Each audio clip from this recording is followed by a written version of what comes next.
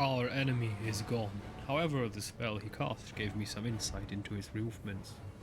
He retreated to a nearby portal and used it to teleport somewhere. I could not determine the precise location of the portal, but I'm sure we can find it, and when we do, can discover where the Echo is hiding. The Echo is cunning. It will be difficult to catch him off guard. Targona, how did you get here? Ah, yes, my radiant sister, my heart is gladdened by your presence, but I'm also surprised to see you. How did you find us here? Why did you decide to come? You avoided me when I wasn't present. Targona sighs. It's a long story, and I would prefer not to speak openly about it here. It would be better to have this conversation in a safe place, if such a thing even exists in the Abyss, but to put it briefly, I heard that you, Mograine, were sent to the Abyss on a special mission, and suddenly it was as if I were awakening from a dream. I'd been so preoccupied with my own grief that I had forgotten what was important. Our enemies are not yet defeated, and there are many who still fight bravely on the front lines of the war. At that moment, I decided that I would do whatever it takes to find you in the Abyss. Greetings, Mograine. Do you remember snatching old Yaniel from the clutches of that damned Minago? Well, a day in Dresden was enough for me to realize that I couldn't just leave. I'm not meant to live out the rest of my life in peace and safety. We all may fall, but once a paladin, always a paladin. By the way, guys, is nobody bothered about the fact that there are gatekeepers here? And they saw everything that happened and... okay. I was lucky enough to meet Targona and begged her to take me with her in the Abyss, into the Abyss. I want to repay the debt I owe you. Commander, you tore me away from my hermit life and convinced me to rejoin the Crusader army. Then you decided to go to the Abyss and leave us all behind. I thought that was rather rude, so I followed you here. Perhaps my special warden powers, or whatever Targona calls them, will come in handy while we are in the Abyss, and if not, I will always have my sword. It was not hard to travel into the Abyss.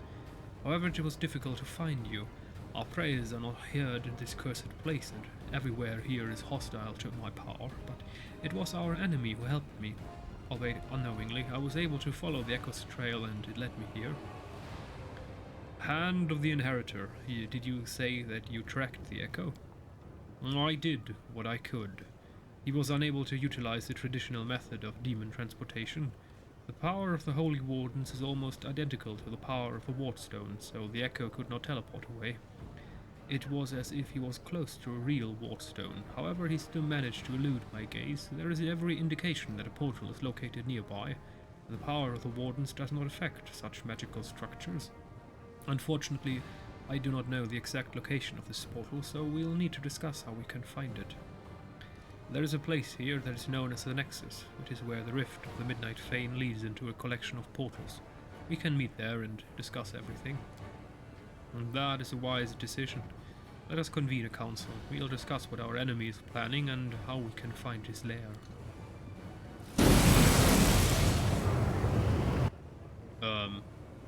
Okay. A new shipment of Farsimals has just arrived in the flesh markets. I should go buy a couple. Their fillets are so sweet. What the... Okay. Your orders. And he's not dead, he will return? Oh, he has a lot of... Oh, yeah. What do we do? An amulet. Scimitar. Heavy crossbow. A golden one. Well, hello there. Would you look at this one? Heavy crossbow +4. Scimitar. Contagious Shroud. Whenever the wearer of this cloak is attacked in melee, the attacker must pass a fortitude saving throw or become sickened and vulnerable to acid.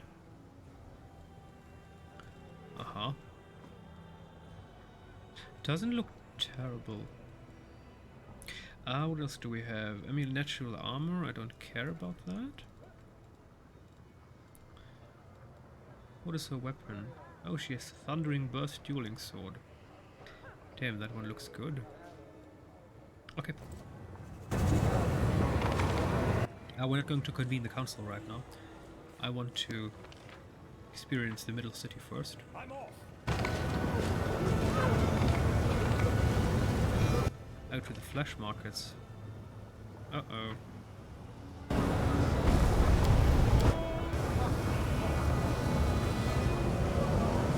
I do what I must.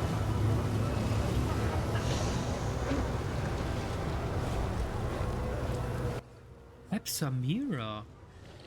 Holy... Shamira the Ardent Dream. Zakarsis? Suture. Oh! Interpreter. That's a slave. What the heck? I mean, yes, of course.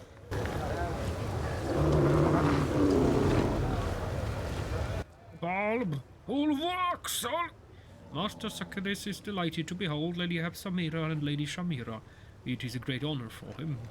How may he assist you?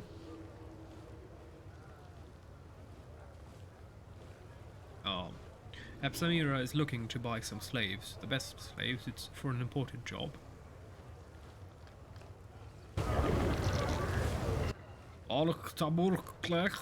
Allow me to present this fine specimen, an extraordinarily belligerent, destructive and vicious slave.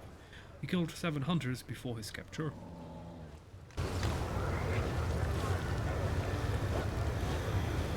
Shut your mouth, meatball, your breath stinks. I don't need gladiators or bodyguards. I'm looking for a pack of strong demons, ones who are not very bright and can obey orders.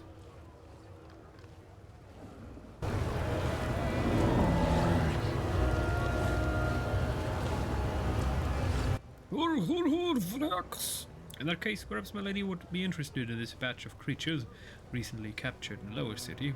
They're all strong and quite stupid.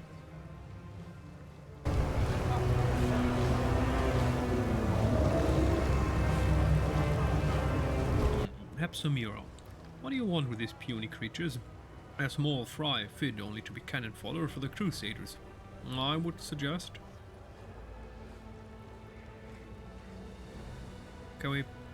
They seem fine to me. Finish the preparations, then send them to the Harem of Arden Dreams, and be quick about it.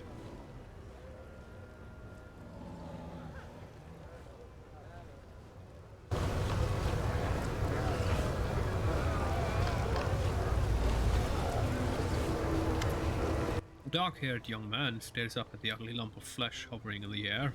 Hello there, I am blinded by your beauty. Magnificent, isn't it? Please descend to this humble mortal and grant me the honor of a date with you. The fuck?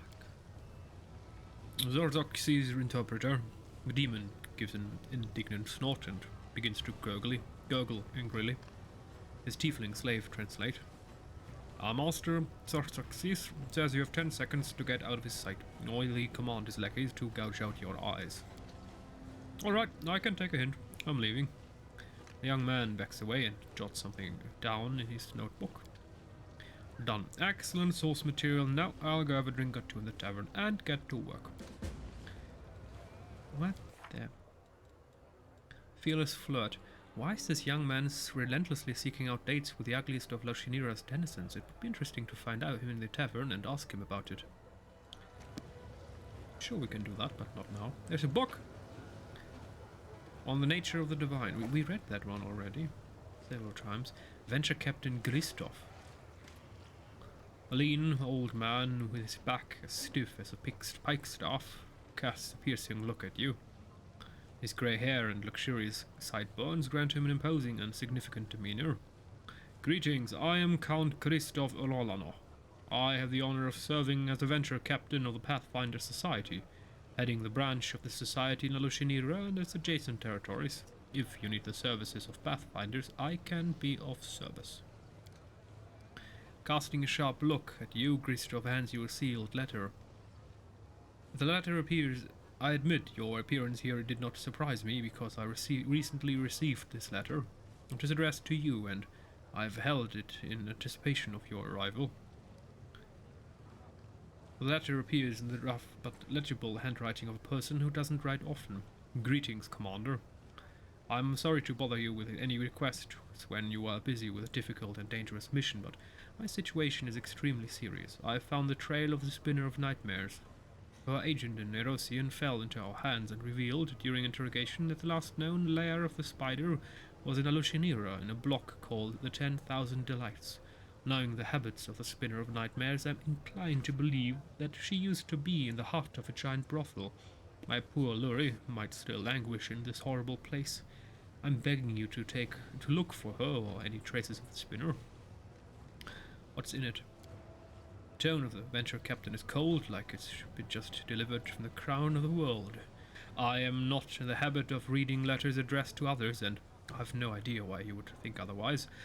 However, knowing Venture Captain Helor, I would assume that it's about his persistent vendetta against the dangerous sorcerer called the Spinner of Nightmares.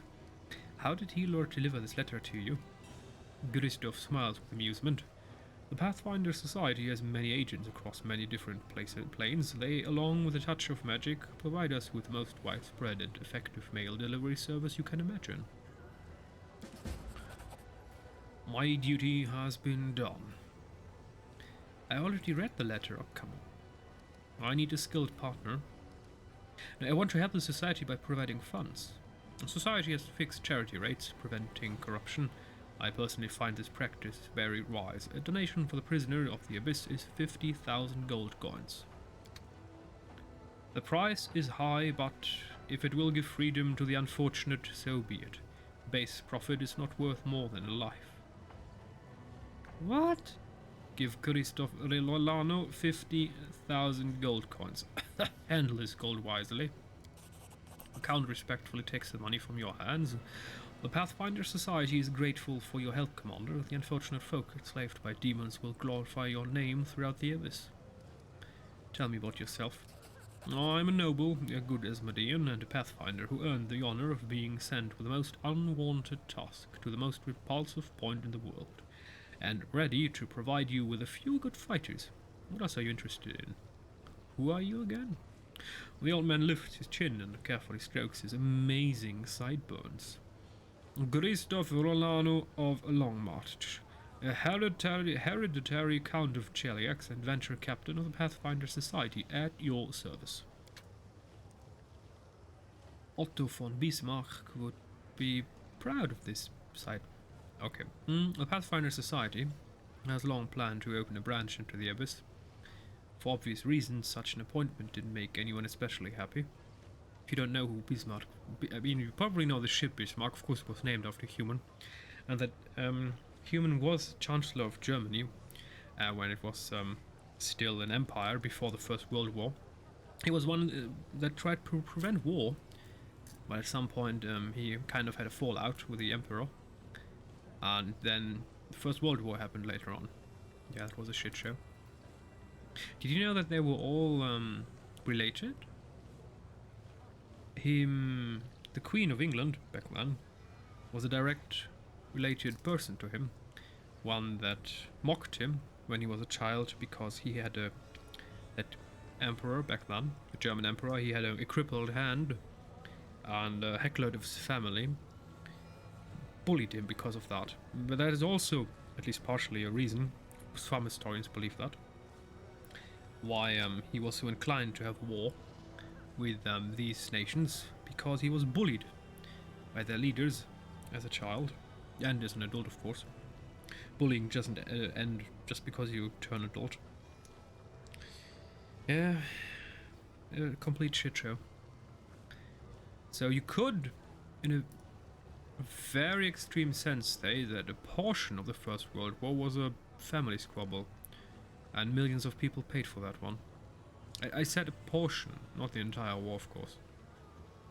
The Pathfinder Society has long planned to open a branch into the abyss. For obvious reasons, such an appointment didn't make anyone especially happy. However, as people of honor, we Pathfinders of my lodge couldn't let squeamishness stand in the way of duty. All of us volunteered for this mission, and then the Decemvirate chose me as the most suitable candidate. Why were you sent to the abyss? The venture captain shrugs. To buy slaves, of course, or rather redeem slaves. The Pathfinder Society sent me to provide help to dwellers of Golarion who have been enslaved by demons. Every day I go to the slave market with a bag of gold, and I return to our shelter with a crowd of poor folks whose freedom I managed to buy. Unfortunately, there are always too many slaves and too little gold. We send the ones we saved to Golarion. Some of them are opportunists and fighters who were unlucky enough to be imprisoned. They are grateful to the society and are ready to provide services to repay us for their rescue. When people who are looking for mercenaries contact me, my charges go to serve them, and the payment for their services fills our coffers for continued redemption of slaves. What you do is merciful.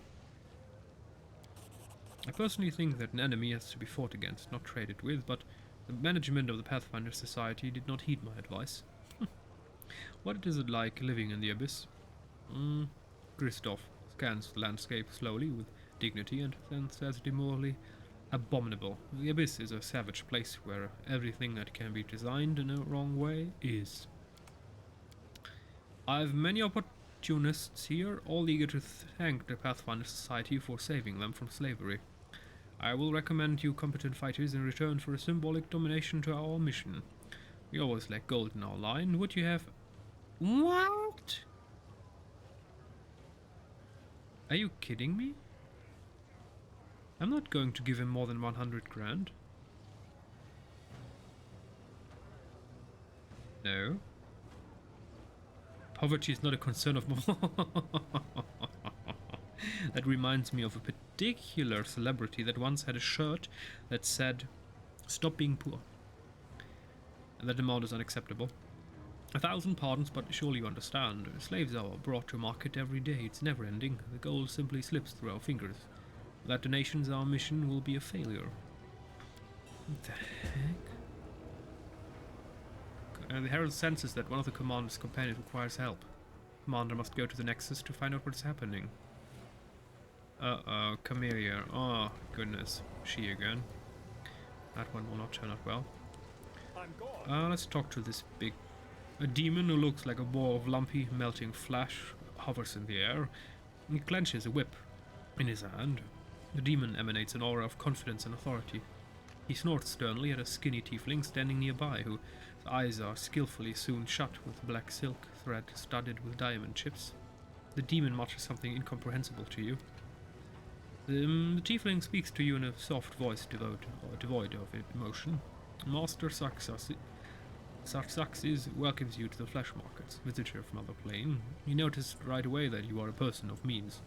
Though he himself has no interest in doing business with you, your presence benefits the flesh markets. So Master Sarsaxis is prepared to spare you some of his time. The slave will interpret his words for you, for he loathes speaking in any language except the one he used in his home world. The suture's hideous face is marked with desperation. Overcoming his pride, he reaches out to you with a signaled hand, beseeching your help with his humiliating gesture.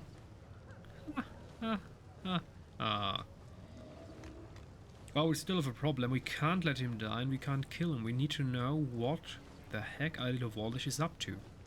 And he has always told us stuff. Important stuff. So, So, the tiefling interprets another burst of snorting, this time addressed to Arushale. Master Sarsaxis is happy to see Lady Arushale again and wishes her pleasant purchases at the flesh markets. He regrets immensely that he wasn't informed of Lady Arushale's visit in advance, otherwise he would have prepared a special lot exclusively for her. Master Sarsaxis remembers Lady Arushale's preferences very well, and he would be happy to satisfy the wishes of such a discerning client. Oh, she was a big deal down here.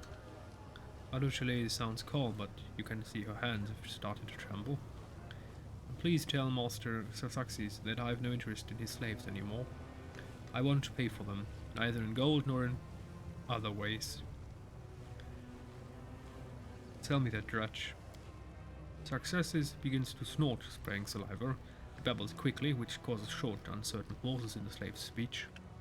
This wretch, like the other demons in this shipment, is set aside for Lady Hepsamira. Without a doubt, this lazy waste of flesh caught today in the lower city will never prove to be a useful worker, but he still belongs to his new mistress. She is a very influential person, therefore trying to deceive her would be disrespectful and dangerous, and Master Sarsaxis would never commit such a foolish act. He resents your suggestion that he is capable of doing anything of the kind. Master Sarsaxis is insulted and outraged. There are not many vices that can surpass the greed of demons, but pride is one of them. Imagine what tremendous power it has when the two are combined. As disgusting as it is for me to give this advice, listen to me. If this scoundrel feels insulted, offer him gold, not as part of the deal, but rather as compensation for the insult and as recognition of his high status. Perhaps gold can compensate for the insult I've inflicted? Demon's grumbling abates slightly as a flicker of greed appears in his eyes. Master Sarxis finds your idea very reasonable. He kindly agrees to accept the sum of 30,000 gold coins to atone for the insult you have inflicted. Taking into account your unfamiliarity with local customs, Master Sarxis will not demand your hand or eye in recompense. For his part, Master Sarxis considers it undesirable to keep this stretch in his stock, for he was the cause of your disagreement.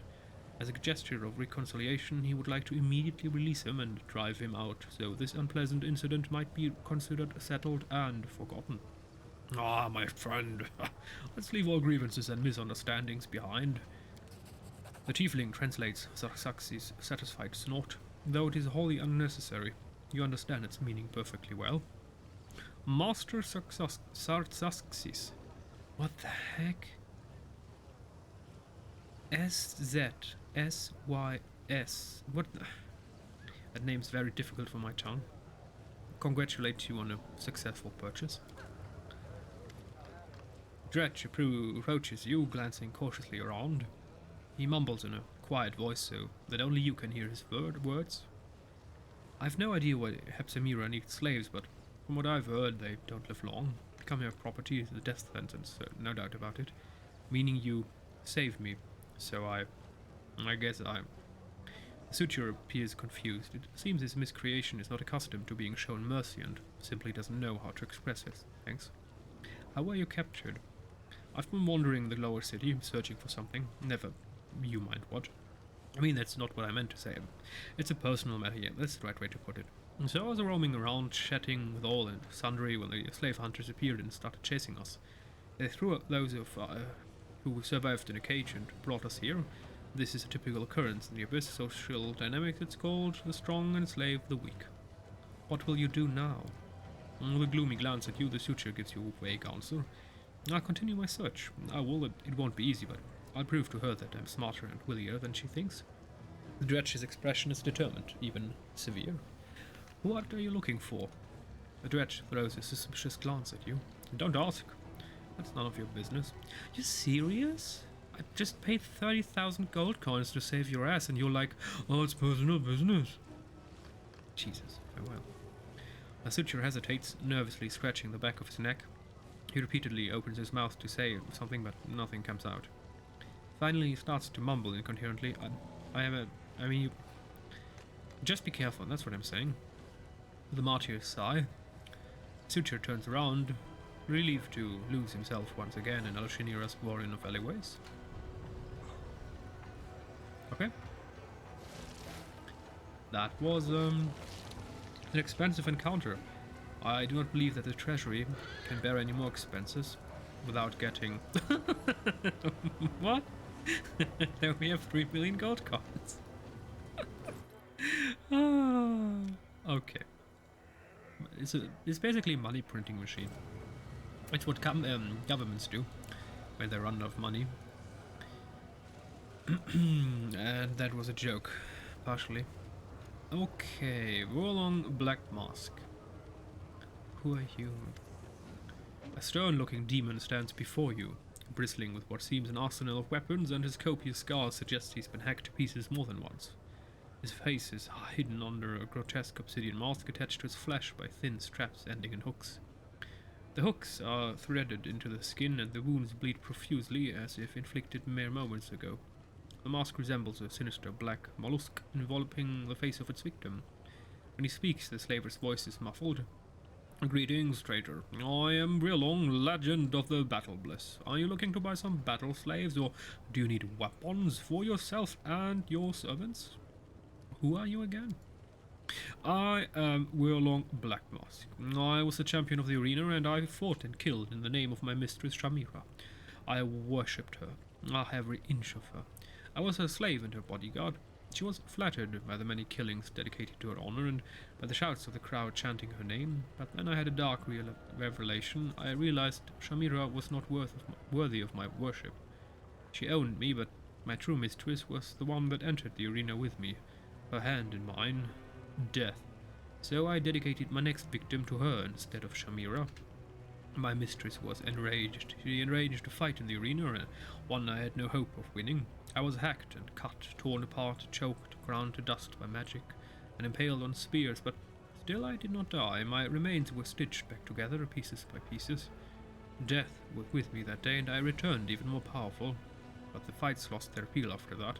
An immortal gains no glory fighting mortals, so I left the arena, and I no longer kill by my own hand. Now I offer my gifts to death by the hands of the gladiators I train. I take their names and their dreams, and in return I give them weapons and the dark revelation of death. What is this mask you wear? The first champion fought wearing this mask. The final champion will fight wearing it on the day this world ceases to exist. In this mask I was invincible, and I conquered the battle bliss and made all Al-Shinira bow before me. I thought to pass it to Gelderfang, my apprentice, but despite his many talents in the art of killing, he loved his life far too much. He was afraid of death, too frightened to fight me and take the mask. He is not a true gladiator, not a real champion. But no one aside from the true children of the arena is capable of understanding this. Ah, this mask is strikingly different from the ones we're looking for to solve the riddles of the Nameless Ruins. Still, it's unique. I would like to examine it. Honored demon, hand it over immediately for an experiment. I promise to try not to break it. No. Please? No. I'll mention your name in my encyclopedia. Over my dead body. Fine. Nenia turns to look at you, expectation in her eyes. What? Nenia, give it a rest. But what about the experiment? Nenia lowers her head, and for a brief moment you think she may burst into tears, but the next moment she raises her head and looks at you without any hint of what just happened. Show me the weapons you're selling. My gladiators come from a range of planes and are accustomed to fighting in different styles, so I have quite a wide selection. I'm positive you will find something that fits your hand, no matter how many hands nature gave you. Slaver chuckles, pleased with his own joke. And the items I have here are the best examples of Nahindrian weapons and armor. Why do you call them Nahindrian? Rumors have been going around about some magical Nahindrian crystals that grant immense power to their owners. No one knows for certain where they come from or what they really are, but everyone desires them. Al-Shinira has become obsessed with all things Nahindrian. That's why everyone in Al-Shinira calls top quality goods Nahindrian now. Well, let's see. Okay, it's ridiculously expensive. Our treasury can't bear the expense. the end. Impending demise. Sigh. Monk web, of course. Decay spreader. Sling staff. Of course. Exterminator. Greatsword. This living bane greatsword grants wielder a bonus on Orc necromancy school spells. Reduces their maximum HP by 20 while equipped. Odds evener. Nunchaku. Ooh. Hello there. Whenever the wielder has more than one enemy in a 5-foot radius, he deals additional one. Ooh, a successful hit. Flowing half plate. Reflex saving throws. Normally his death. Take no damage. Ooh. Royal Messenger's chain shirt. Okay. Talion, keeper, blah. Impaler. Ooh. She deals additional damage against larger or bigger creatures when it hits smaller or lesser creatures with less blah enemies. Oh, instantly killed. What? Interceptor. Ooh. If an attack of opportunity results in a killing blow, the wielder can make one extra attack during the next round. Night Flash.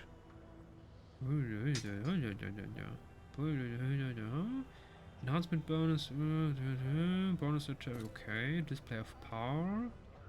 Belt of Strength grants a 15-foot aura that makes all enemies in range suffer a penalty on will save. Oh. Rule Breaker. Tongi. Whenever the wielder of this anarchic Tongi successfully charges an enemy, the enemy loses its dexterity bonus. Artificial Predator. Whenever the wielder is engaged in melee with a single enemy and there are no other enemies in a 15-foot range, the enemy gets a penalty on attack rolls and saving throws. Okay. My money's dwindling. Maimer. Whenever the wielder of this +5 karma lands a first sneak attack in a round against an enemy, the enemy must pass a will saving throw or suffer a penalty on all attack rolls, saving throws and skill checks. Sickle of Wicked Rights. Whenever the wielder of the front of sickle lands a hidden enemy gets a bonus to random ability score. Or unruly might. Whenever a creature with a dies, deals unholy damage to all enemies. I'd have this stack. Unexpected Resolution. Whenever the short sword lands a hit on an enemy, one of the following effects randomly happen. Deals additional enemy to ability score, damage rolls, blah. Frostbite. Whenever the wielder of this icy bastard sword lands a hit attack of opportunity, the enemy must pass a reflex saving throw, become entrapped in ice, paralyzing it for 1 round. That's not bad. Longbow's Leeching Strike. Whenever the wielder of this longbow confirms a critical hit, the enemy suffers direct damage for every 5 feet that the enemy travels for 2 rounds, and voluntarily movement included. Sky Scorcher. Javelin. Oh! Good. Divine Dismissal. This +4 Holy Earthbreaker allows its wielder to cast greater dispel magic at will as a wizard of level equal to the wielder's character level. Mighty Advisor. Dwarven. Ooh. This +4 Dwarven Bane Dwarf doubles any insight bonus to attack and damage. Ooh. Promise of Greatness. Makes the wearer's first spell cast any combat bolsters. Ooh. Holy Devotee's Wrath. Holy Longsword counts neutral enemies as evil. What? It also allows its wielder to count neutral enemies as evil upon solution. Ooh. Headbutter's Helm. Whenever the wearer of this helmet thus successfully charges an enemy, that enemy must pass a reflex saving throw or suffer penalty to AC and attack rolls. Ooh. Solid Chain, I don't care. Winter's Mark. Two-bladed Sword. Whenever the wielder of this frost double sword hits a new medium or small enemy for the first time, the enemy suffers additional cold damage. Whenever the wielder hits a new large so frost aura, vulnerable to damage. Gold coin from the flesh markets. Gold coin from Alushiniro's flesh markets. The marks engraved on the coin depict another coin. Perfect. Well, I have your entire stock, thank you. And now we need to become rich again. It takes us a couple of buttons. Press it. And million. Done. Perfect. So now we have a lot of weapons. Let's see how they look. What about this Promise of Greatness? Oh! That looks much better, but I'm not sure if I want to give it to her. What about her? No. No, no. What about her? No. What about her? It does fit her personality a bit. Even though this looks better. I mean, I was never a fan of this full plate. This just looks ridiculous. I mean, it's the same that the queen is wearing, but... But then again, this has shoulder plates. So, I mean, in terms of armor, this is a bit weak. Okay, so no. Dueling sword. What is her speciality anyway? Character. What kind of weapon should we give her? Oh, soulless. What's that? Demons hiding the jewelry with a brilliant Derek Sunhammer. Stolen the souls of crew. Peace there on heart. Okay. Abilities. Oh dear. Divine weapon. Fighting defensively. Martial. Weapon proficiency. Simple weapon proficiency. Martial weapon proficiency.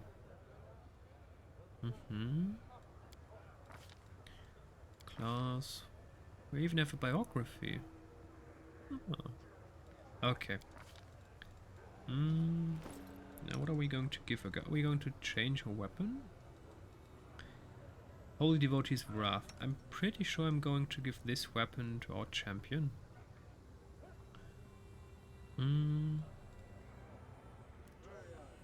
Devotee's Wrath. I mean, it's the same damage basically. But this ability that neutral enemies count as evil. That's pretty good. Okay. Solemn R, Headbutter's helmet, most certainly not. She has a good bow, that's fine. You with Soul Shear, should we give him Winter's Mark? Oh no, that's a ridiculously little amount of damage. 96, that's not good. Longbow of Leeching Strike. 58 to 63.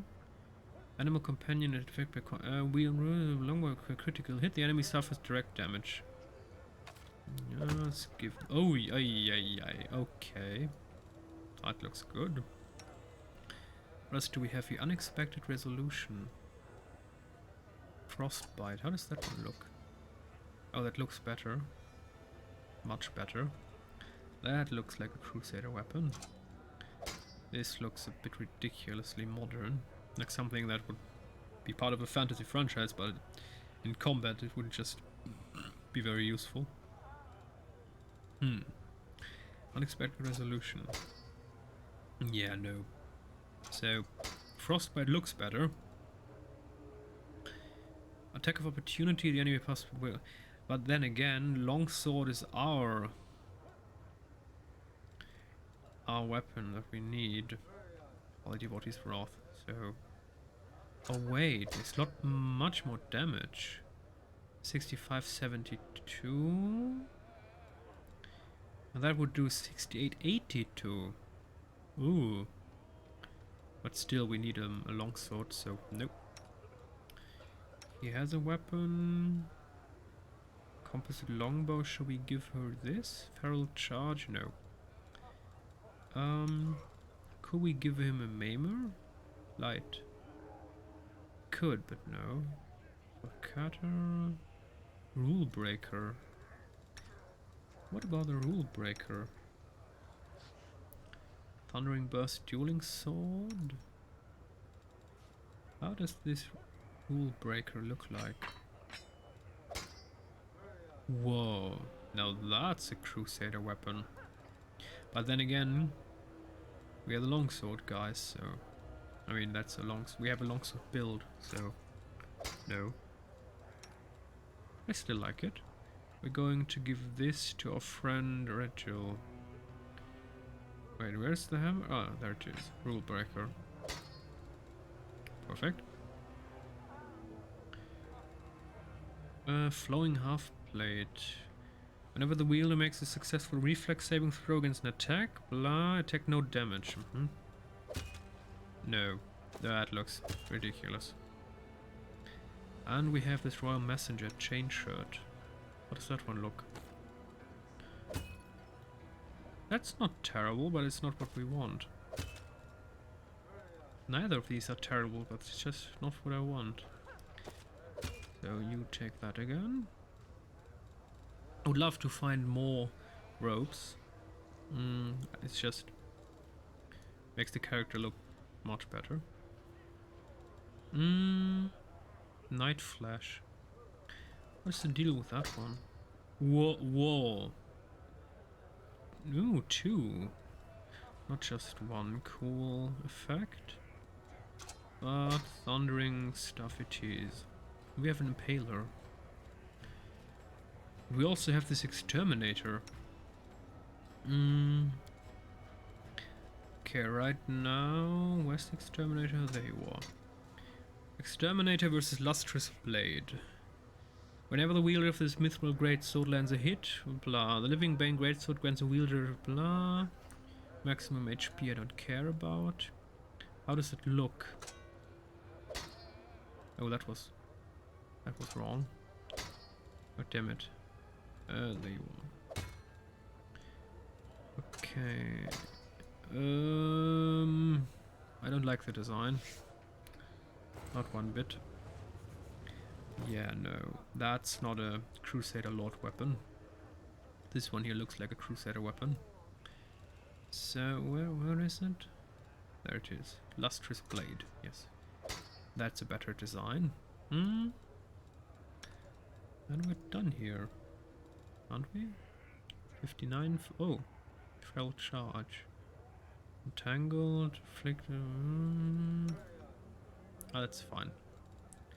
I'm still not convinced of the shield, but it's the best we have right now.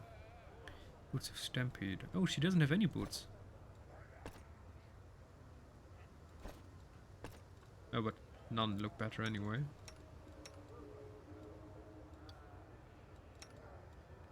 We remove the boots. I mean, that's not a wise idea, but it will look better.